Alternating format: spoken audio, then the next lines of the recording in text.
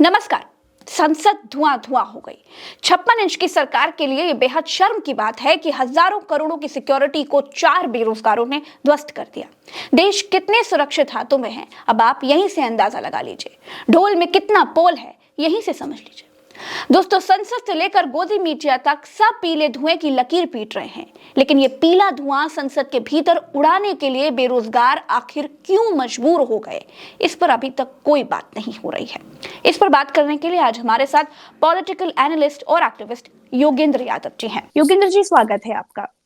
योगेंद्र जी, देश तो सुरक्षित हाथों में था, लेकिन फिर भी देश की सबसे सुरक्षित जगह पर 4 बेरोजगार घुस गए।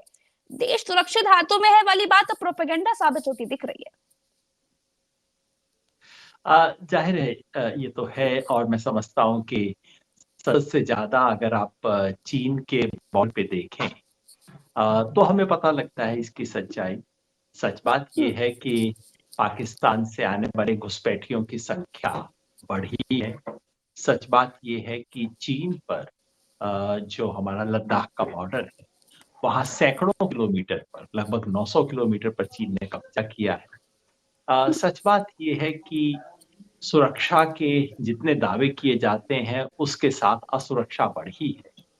और सही बात है कि संसद में किसी भी उद्देश्य से इस तरह से घुस जाना, जो चाहे कर लेना, ये सरकार के लिए शर्म का विषय है, तो हमारे लिए चिंता का विषय होना चाहिए। लेकिन प्रज्ञा जी, मेरी अपनी समझ है कि सुरक्षा इसका सबसे बड़ा मुद्दा नहीं। वो है पिछले 3 दिन से जो सारी चर्चा में सुन रहा हूं, वो केवल इस पे है कि सुरक्षा में कितनी चूक हुई, संसद की सुरक्षा के लिए क्या होना चाहिए। और मुझे लगता है सरकार इसका कोई ना कोई समाधान निकाल भी देगी।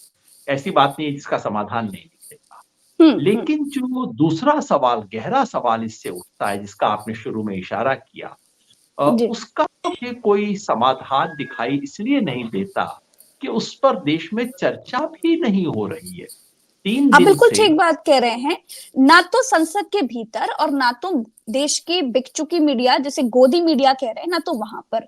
क्योंकि देश के ये जो बेरोजगार थे, इन्होंने इसी मुद्दे पर रोजगार की बात लोगों तक पहुंचे, सरकार का ध्यान अपनी ओर आकर्षित करने के लिए इतना बड़ा कदम उठाया, इतना बड़ा रिस्क लिया, लेकिन उसके बावजूद हर जगह से गायब है। इसका मैं कारण जानना चाहती हूँ। कारण तो आपने खुद इशारा किया। मैं समझता हूँ इस देश का सारा मीडिया का जो आज चरित्र है, वो ऐसा हो गया है कि जो सही मुद्दे हैं बार बार दबा दिए जाते हैं। छोटा नहीं, तमाम चीजें बताइए। उत्तर प्रदेश में बीजेपी के एक एमएलए को रेप की सजा, 25 वर्ष की सजा हुई, नाबालिग लड़की से रेप करने की। अब आप ही बताइए, सामान्य देश में किसी भी सामान्य घटना में क्या ये फ्रंट पेज न्यूज बनती है कि नहीं बनती? क्या इसके बारे में टीवी चैनलों में चर्चा होनी चाहिए कि नहीं होनी चाहिए? आप मुझे बताइए, मैं तो टीवी देखता नहीं बिल्कुल हूँ, आप बिल्कुल लोगों को होनी चाहिए। बताऊंगा कि किसी एक बड़ी टीवी चैनल में 10 मिनट इसके बारे में अगर चर्चा हुई तो आप मुझे बता दीजिए। झारखंड के कांग्रेस के एमपी के यहाँ से कैश बरामद हुआ, उस पर चर्चा हुई, होनी चाहिए बिल्कुल। अगर आप किसी जनप्रतिनिधि के यहाँ इतना कैश बरामद हो, उस पर देश में चर्चा होनी चाहिए। लेकिन अगर कोई जनप्रतिनिधि एक नाबालिग लड़की का रेप करने का आरोपी नहीं, अब आरोप सिद्ध होने के बाद उसको सजा मिली है 25 साल की, क्या इस पे चर्चा नहीं होनी चाहिए? तो इस देश में बहुत कुछ है जिस पे चर्चा नहीं होती।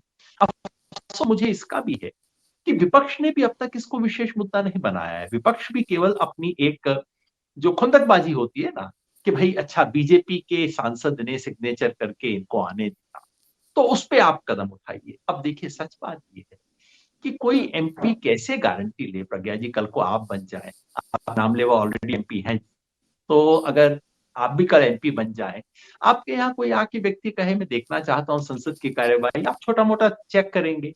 आप किसी के कैरेक्टर का क्या मूल्यांकन कर सकते हैं? संसद के अंदर सुरक्षा करना तो सुरक्षा कर्मियों का काम है, सरकार का काम है। ये बात जरूर है, विपक्ष का कहना एक मायने में सही है कि अगर आप पासवर्ड देने पे महुआ मित्रा को संसद की सदस्यता से बर्खास्त कर सकते हैं बिना उसको सफाई का मौका दी, तो भाई पास देने वाले पे तो कीजिए। तो उस लिहाज से पैंतरेबाजी में बात सही है।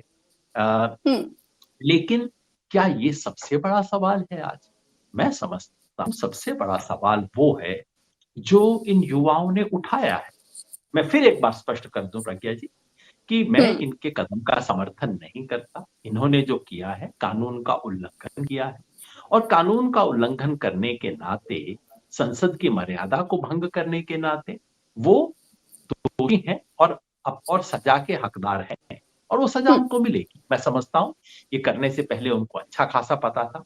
कोई ये सोच तो नहीं रहा होगा कि संसद में के बाद में चुपचाप से बाहर निकल जाऊंगा। जाहिर है उन्हें भी नहीं पता था, उन्होंने भागने की कोई कोशिश भी नहीं की है। तो सजा की वो हकदार है, सजा उनको मिलेगी। लेकिन क्या ये गुंडे हैं? क्या ये आतंकवादी हैं? क्या ये किसी पैसा लेके, सुपारी लेके इस देश को तोड़ने वाले लोग? इसका अब तक तो कोई प्रमाण नहीं मिलता। कल उनमें से एक व्यक्ति की डायरी रिलीज हुई, मीडिया पे चल रही थी, जो उसने अपनी डायरी में लिखा था। आपने भी लिखा होगा, शायद दिखाया भी होगा। मैं चाहता हूं कि आप भी अपने दर्शकों को बताएं इसके बारे में। ऐसी डायरी कोई गुंडा तो लिखता, कोई क्रिमिनल तो ऐसी बातें नहीं लिखता, और ये कोई मीडिया को दिखाने के लिए बाद में जारी किया हुआ वक्तव्य नहीं है, पहले की डायरीज है। तो क्या देश इन सब चीजों के बारे में जानने का अधिकार नहीं होना चाहिए क्या? क्या ये शब्द, मैं ढूंढ रहा था कि वो शब्द अगर मैं दिखा सकूं, ये जो शब्द है, ये कोई, देखिए ये जो इनकी है, मैं वो शब्द पढ़ के सुना देता हूँ, आप भी उसे दिखा दीजिएगा अपने दर्शकों को। अपने घर से निकल रहा है लड़का, जो शर्मा, ये जो अपने लखनऊ वाला लड़का है, जी शर्मा, वो कहता है घर से विदा लेने का समय नजदीक आ गया है। एक तरफ डर भी है और दूसरी तरफ कुछ कर भी गुजरने की आग भी दहक रही है। काश मैं अपनी स्थिति माता पिता को समझा सकता। माता पिता को बता नहीं पा रहा है कि वो क्या, किस काम के लिए निकला हूं, मगर ऐसा नहीं है कि मेरे लिए संघर्ष की राह चुनना आसान रहा। हर पल उम्मीद लगाए 5 साल मैंने प्रतीक्षा की है कि एक दिन आएगा जब मैं अपने कर्तव्य की ओर बढ़ूंगा। दुनिया में ताकतवर व्यक्ति वह नहीं जो छीनना जानता है, व्यक्ति वह है जो हर सुख त्यागने की क्षमता रखता है। अब इसे झूठ मानना या ऐसा मानना कि कोई दुनिया को सुनाने के लिए कविता लिखी होगी, ऐसा तो कोई कारण नहीं है चीजें मानने का। तो जो व्यक्ति ऐसी बात सोचता है, और ये बात जो झा जिन्हें कल अरेस्ट किया गया उनके बारे में भी लगभग यही बात आ रही है, ये लोग किसी विचार से प्रेरित है, एक विचार को दुनिया को सुनाना चाहते हैं। इनके मन में पीड़ा है, इनके मन में दर्द है, और इन्हें लगता है कि सामान्य तरीके से अपने चिंता की, अपने दुख की और पीड़ा अभिव्यक्ति करना असंभव है इसलिए वो मजबूर होकर ये रास्ता अपनाते हैं। हो सकता है उनकी सोच गलत हो सकता है उनका दर्द झूठा हो सकता है जो रास्ता उन्होंने अख्तियार किया हो बिल्कुल गलत हो, लेकिन इस पे चर्चा तो देश में होनी चाहिए ना। जब किसान आत्महत्या होता है तो हम खाली इस पे चर्चा तो नहीं करते कि आत्महत्या करना कानूनी अपराध है, उस किसान को पकड़ो, जरा असफल जो हो गया उसको ठीक करो। हम आत्महत्या का समर्थन नहीं करते, हम हर तरह से कोशिश करते हैं क्या बेरोजगारों का, लेकिन चर्चा तो हो, बिल्कुल होनी चाहिए। मेरा एक सवाल ये है कि क्या बेरोजगारों का संसद में घुसना सुनवाई ना होने का नतीजा है? देख लीजिए, जैसे दिल्ली के जंतर मंतर में हजारों धरने होते हैं, सुनवाई शून्य होती है। आंदोलन करने वालों लोगों को आंदोलनजीवी कह दिया जाता है। धरनों पर सरकार की नजर होती नहीं है, सरकार देखना ही पसंद नहीं करती है। मीडिया ने धरने कवर करने ही छोड़ दिए हैं। आप लखनऊ ले लीजिए, लखनऊ के इको गार्डन में मेला लगा रहता है सर, इतने धरने होते हैं, लेकिन सुनवाई शून्य है। तो क्या इस तरीके से संसद में घुसना, बेरोजगारों का और इस तरह के मुद्दों को उठाना, क्या ये सुनवाई शून्य होने का नतीजा दिख रहा है आपको? मैं समझता हूं ये हमें इस पे जरूर सोचना ही चाहिए, क्योंकि अगर उनकी, देखिए सबसे पहले तो अपेक्षा ये होती है कि बेरोजगारी अगर बढ़ रही है, सरकार के पास आंकड़े आ रहे हैं, सरकार को दिख रहा है, सरकार किसी आंदोलन, धरने, प्रदर्शन का इंतजार क्यों करेगी? सरकार अपने आप करेगी। और खासतौर पे वो सरकार जिसने हर साल 2 करोड़ नौकरी देने का वायदा किया और रोजगार सृजन करने का वायदा किया, वो सरकार तो खुद चिंतित होगी ना कि भाई 2 करोड़ देने का वायदा किया था, बढ़ने की बजाय नौकरियां घट रही हैं इस देश के अंदर, उद्योग बंद हो रहे हैं, मंदी आ रही है, और कम से कम जो नौकरी सरकार की अपनी पॉकेट में है, सरकारी नौकरी, वो हम दे नहीं रहे हैं। बात तो सरकार को पता होनी चाहिए ना। तो सबसे पहले उम्मीद होती है कि सरकार इसको ध्यान में देगी। सरकार ध्यान में नहीं देती है तो फिर उम्मीद होती है कि संसद, विधानसभा में ये चीजें अपने आप उठाई जाएंगी। विपक्ष का एक सामान्य धर्म होता है इन सवालों को उठाना, और संसद में इस पे चर्चा होना। दुनिया की कोई सरकार सहमत कभी नहीं होती विपक्ष से, लेकिन विपक्ष की बात को सुनना और विपक्ष और संसद के माध्यम से पूरे देश को सुनाने का अवसर देना लोकतंत्र की न्यूनतम परिपाटी, वो भी नहीं हो रहा। जब ये दोनों चीज नहीं होती तो लोग धरना प्रदर्शन करते हैं, सड़क पे आते हैं, क्योंकि संसद से ऊंची सड़क। आपने लखनऊ का बता दिया, दिल्ली का मैं बता देता हूँ। ये जो जंतर मंतर का एरिया है, हर बार जब मैं जाता हूँ वो 15-20 मीटर का मौजूद, और अब वो ऐसा बन गया है, मुश्किल से मैं समझता हूँ 100 मीटर का एरिया भी अब वो नहीं बचा है कि एक माइक की आवाज दूसरे रैली में जाती है, एक कहता है इंकलाब तो दूसरा कहता है हिंदू एकता जिंदाबाद। मतलब ये सब आपस में एक दूसरे से भिड़ते रहती हैं आवाजें। नकार खाना है, उसके अंदर कोई किसी की आवाज नहीं सुनता, बस लोग अपना औपचारिकता पूरी करके चले जाते हैं। दोनों तरफ से पुलिस घेर के खड़ी रहती है। तो उस तरह के प्रदर्शन का तो अब एक न्यूनतम जो औपचारिकता थी वो भी समाप्त की जा रही है। हर राज्य में ऐसा हो रहा है। हैदराबाद में था, तेलंगाना में 5 महीना पहले लोग यही बता रहे थे कि जगह नहीं, तो आपके पास धरना प्रदर्शन की जगह नहीं बची। चौथी उम्मीद बचती है मीडिया कि चलिए सब कुछ ऐसा हो रहा है तो मीडिया दिखाएगा, बताएगा। इस देश में बेरोजगारी के आंकड़े रिलीज हो रहे हैं, आंकड़े बता रहे हैं कि कितने बेरोजगार युवक आत्महत्या कर रहे हैं। आत्महत्या के आंकड़ों पे आप यकीन न करें, आप देखिए तो सरकारी आंकड़ा बताता है कि 18 से 25 वर्ष की उम्र के बीच जो शिक्षित लोग हैं, जिनके पास ग्रेजुएशन की डिग्री है और जो नौकरी ढूंढ रहे हैं, जो शिक्षा नहीं कर रहे थे, नौकरी ढूंढ रहे हैं, अपने मुंह से कहते हैं मैं नौकरी की तलाश कर रहा हूं, उनमें से 42% बेरोजगार हैं। अब ये इतना बड़ा आंकड़ा क्यों इस देश की मीडिया की फ्रंट पेज रिपोर्ट नहीं बनता? रोज आंकड़े आते हैं बेरोजगारी की दर पे, कोई अटेंशन नहीं होता। तो मैं समझता हूं लोकतंत्र में जितने भी सेफ्टी वॉल्व हैं, वो सब सेफ्टी वॉल्व जब बंद हो जाते हैं तो फिर कुकर जो है उसके अंदर विस्फोट होता है। ये कुछ इस तरह की घटना लगती है, कम से कम पहली नजर में। अगर सरकार को लगता है कि भाई ये सामान्य आपराधिक पृष्ठभूमि के लोग हैं, 10 नंबरी हैं, गुंडागर्दी करते थे, पहले जेब कतरते थे, चाकू चलाते थे और अब संसद में घुस आए हैं, तो एक तरह का मामला हो। अगर ये वैसे लोग नहीं हैं, और अब तक तो ऐसा नहीं लगता, अगर सरकार को लगता है कि किसी और ने इनको विदेश से डॉलर दे के भेजा है, पैसे दे के भेजा है, पाकिस्तान चीन की एजेंसी ने भेजा है, आप प्रमाण लेके आइए। अब तक तो ऐसा प्रमाण नहीं मिला है। पर अगर कोई चिंता को लेके, जायज चिंता को लेके अपनी बात को मुखर करने के लिए संसद में कूदा है, तो उसको कूदने की सजा दीजिए, लेकिन उसकी चिंता भी सुनिए, क्योंकि अगर आप यहां नहीं सुनेंगे तो किसी और स्वरूप में आएगी। लोकतंत्र में, देश में अगर आप किसी वाजिब चिंता को इस तरह से दबाएंगे तो ये संभव नहीं है। इसलिए मेरा सबसे अनुरोध है सरकार से, विपक्ष से, विपक्ष इस पे जरूर चर्चा करे कि गृह मंत्री आए और बताएं कि सुरक्षा में चूक कैसे हो, लेकिन साथ में विपक्ष ये क्यों ना मांगे कि कम से कम 2 दिन इस देश की संसद बाकी सारे काम रोक कर इस देश में बेरोजगारी पे चर्चा करे।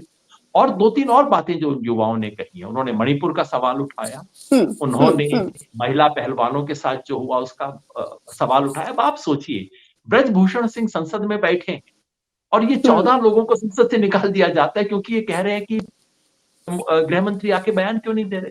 अब कोई तो इसकी सीमा होनी चाहिए ना, तो क्यों नहीं संसद 2 दिन उन सवालों पे चर्चा करे। ये मैं समझता हूँ आज के योगेंद्र सर, अभी आपने 2 करोड़ रोजगार का जिक्र किया।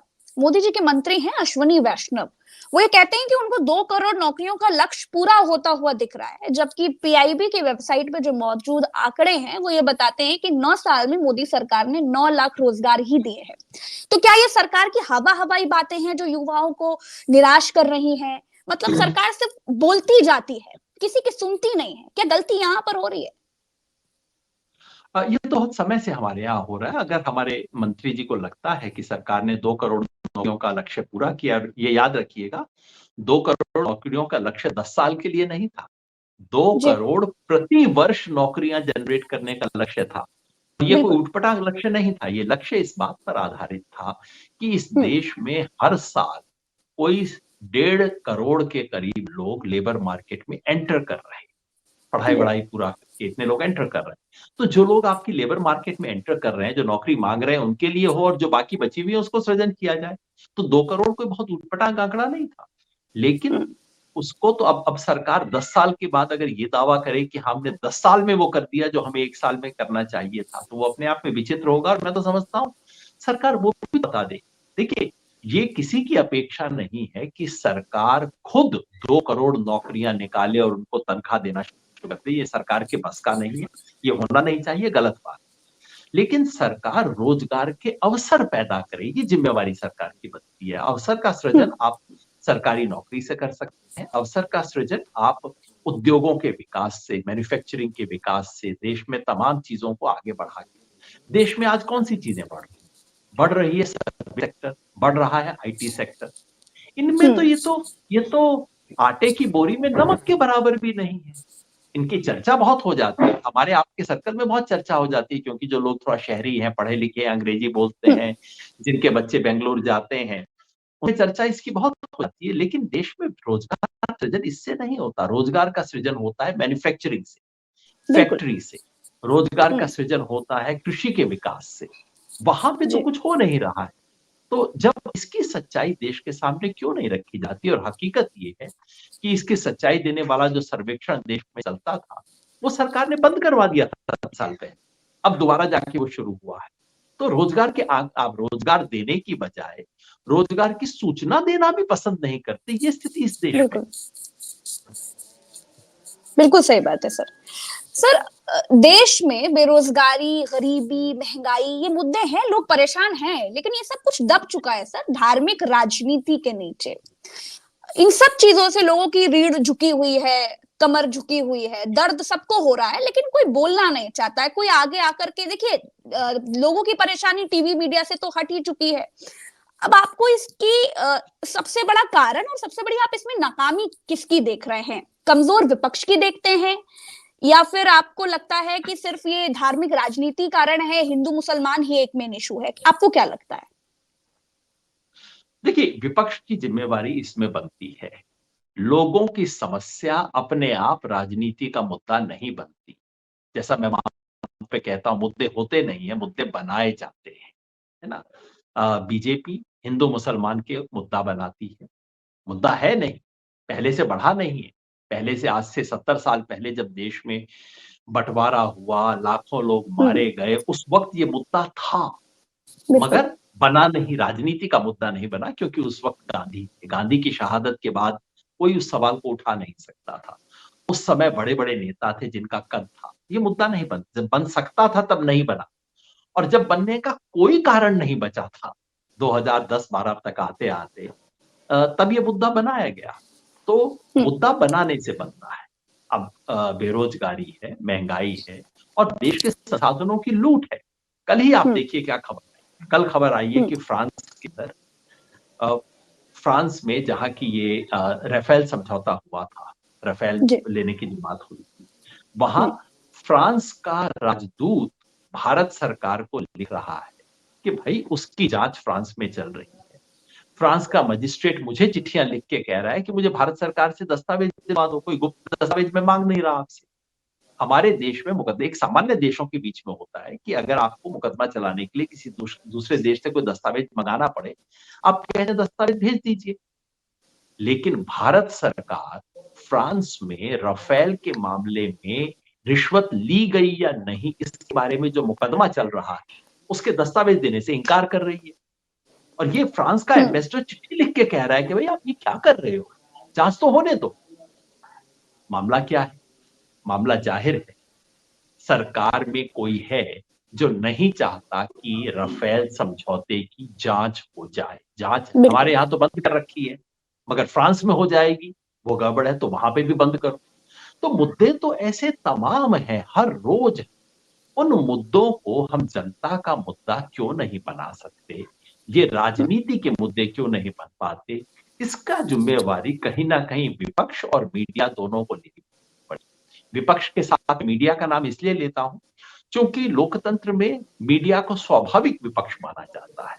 आज बीजेपी की सरकार है तो मीडिया से उम्मीद की जाती है कि बीजेपी को जो तकलीफ दे चीजें हो वो देश के सामने रखे। परसों कांग्रेस की सरकार थी, तब मीडिया से उम्मीद की जाती थी, तब मीडिया ने खुल के 2G 4G सब चीजें रखी थी, तमाम चीजें रखी थी, जो मीडिया का धर्म है। तो एक तो मीडिया, लेकिन अब मैं मीडिया से बहुत उम्मीद नहीं करता, सच बताइए। जो मुख्य धारा का मीडिया है, मैंने उससे उम्मीद करनी बंद कर दी है। क्यों रोज रोज रोज दिल्ली में दिसंबर के महीने में धुंध होगी, अब इसके बारे में रोने की क्या जरूरत है? अब तो है। जून के महीने में गर्मी पड़ेगी कड़ाके की, वो तो है। अब इस तरह से इस देश की मीडिया का, जो मुख्य धारा का मीडिया है, उसका जो चरित्र है वो तो है, उसी में आपको कुछ करना पड़ेगा ना। तो मैं विपक्ष के बारे में, विपक्ष पे जिम्मेवारी आके पड़ी है कि विपक्ष क्यों इन मुद्दों को एक मुद्दा नहीं बना पा रहा है। विपक्ष के नेता बात करते हैं, इसके बारे में बोलते हैं, संसद में बोलते हैं, लेकिन मैं बार बार कहता हूं कि केवल संसद में बोलने से, प्रेस कॉन्फ्रेंस करने से मुद्दा नहीं बनता। जब तक आप किसी चीज को सड़क पे नहीं लेके चलते, तब तक वो मुद्दा नहीं बनता। किसान आंदोलन में बयान देने के बाद फिर हम लोग सड़क पे बैठ गए थे जाके। सड़क से ही मुद्दे बनते हैं, और विपक्ष कहीं ना कहीं उन्हें बनाने में असमर्थ है। लेकिन अब भी उम्मीद करनी चाहिए, 19 तारीख को उनकी मीटिंग है, अभी मंगलवार, उसमें ऐसे कुछ मुद्दे उठाए जाएंगे और कोई एक्शन प्लान होगा। तभी ये मुद्दे, जो सच्चे मुद्दे हैं लेकिन जो चुनाव और राजनीति के मुद्दे नहीं बन रहे हैं, वो सामने रखेंगे, ऐसी उम्मीद करता हूं। योगेंद्र सर, अभी आपने कहा कि मीडिया से तो कोई उम्मीद नहीं है, लेकिन मेरा एक सवाल है, अगर ये जो आरोपी हैं ये सागर, नीलम, ललित ना हो करके मुस्लिम होते, मुसलमान लोग होते, तो आप बाप फिर रे मीडिया बाप, से क्या उम्मीद पूछिए रखते मत। योगेंद्र सर? अरे क्या बाप रवैया रे, होता मैंने कहा सरकार का, क्या हो जाता इस मीडिया देश में, का? क्या बवाल हो जाता। पांचों छोड़िए, उनमें से एक मुसलमान होता तो सारी मुसलमान जाति कौम इसके विरुद्ध देशद्रोही न जाने क्या कुछ। अब कोई शर्मा जी करें तो इस देश के ब्राह्मणों को आप कुछ नहीं कह सकते, और कहना चाहिए भी नहीं। अब शर्मा जी क्या करें और प्रज्ञा मिश्रा क्या करें, क्या संबंध है इन दोनों चीजों का। लेकिन अगर मुसलमान कोई होता तो फिर तो भैया इस देश के सारे मुसलमानों को कहा जाता कि उन्होंने जरूर कोई मीटिंग करके इसको अपने प्रतिनिधि के रूप में करने को भेजा है। और ये हम दिन रात देखते हैं इस देश के अंदर इस तरह के काम। तो मतलब सचमुच जब मैंने खबर आनी शुरू हुई तो मेरे मन में पहली धुकधुकी ये हुई कि अरे भाई, इसमें कोई मुसलमान तो नहीं, मतलब होना को बहुत अनहोनी बात नहीं होगी। इस देश के हर 7 लोगों में से एक मुसलमान है, तो अगर 6 लोग किसी अच्छी चीज में पाए जाते हैं तो उसमें एक मुसलमान होगा। क्रिकेट की टीम में भी 1-2 निकल आएंगे, और गुंडागर्दी में भी 1-2 निकलेंगे ही निकलेंगे। और इस तरह के अलग तरह जो संसद में जाने का कोई इलीगल काम है उसमें भी निकलेंगे। ये तो संयोग है कि नहीं निकले। अगर निकल जाते तो सारा मीडिया अभियान चला देता, और इस देश में मतलब किसी चीज में, यहाँ तो कपड़े भी हिंदू मुसलमान हैं, यहाँ तो खाना भी हिंदू मुसलमान है। तो अगर कोई नाम निकल आता तब तो क्या होता।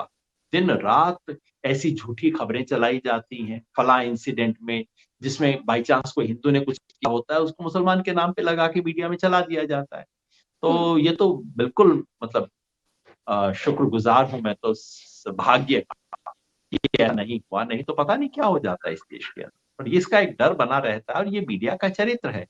तो ना सिर्फ मीडिया जो बात कहनी चाहिए वो नहीं कह रहा, ना सिर्फ मीडिया अपना धर्म नहीं निभा रहा, बल्कि उल्टे काम करने में सबसे आगे है। और ये फर्क है। इमरजेंसी भी थी इस देश में, इमरजेंसी में मीडिया का मुंह बंद भी किया गया था, गला उसका घोटा गया था, लेकिन मीडिया उछल उछल के झूठी बातें नहीं कहा करता था, जी। उछल उछल के विपक्ष पे आरोप नहीं लगाया करता था, सेंसरशिप होती। लेकिन आज जो मीडिया का चरित्र है वो तो मैं समझता हूं पता नहीं कैसे। कल परसों एक पत्रकार शरद शर्मा एनडीटीवी में ही है, उन्होंने कहा, वो जब सारा ड्रामा हुआ पार्लियामेंट के बाहर, तो उन्होंने इस पे पोस्ट किया कि मेरे को लोगों ने फोन करके बोला, भैया अब आप रिपोर्टिंग छोड़ दीजिए, अब मतलब शर्म आती है देख के इस तरह की चीजों को। तो इस देश में मीडिया न सिर्फ अपने धर्म से अलग हो गया है, न सिर्फ सर्कस और मजाक का पात्र बन गया है, बल्कि इस देश को तोड़ने, देश में घृणा, नफरत और झूठ का प्रचार करने का माध्यम बन गया है। तो मीडिया, जिसको पार्ट ऑफ द सॉल्यूशन माना जाता था डेमोक्रेसी, अब वो पार्ट ऑफ जी, द प्रॉब्लम। बहुत बहुत शुक्रिया योगेंद्र सर समय देने के लिए और इस बेहद महत्वपूर्ण विषय पर बात करने के लिए। शुक्रिया।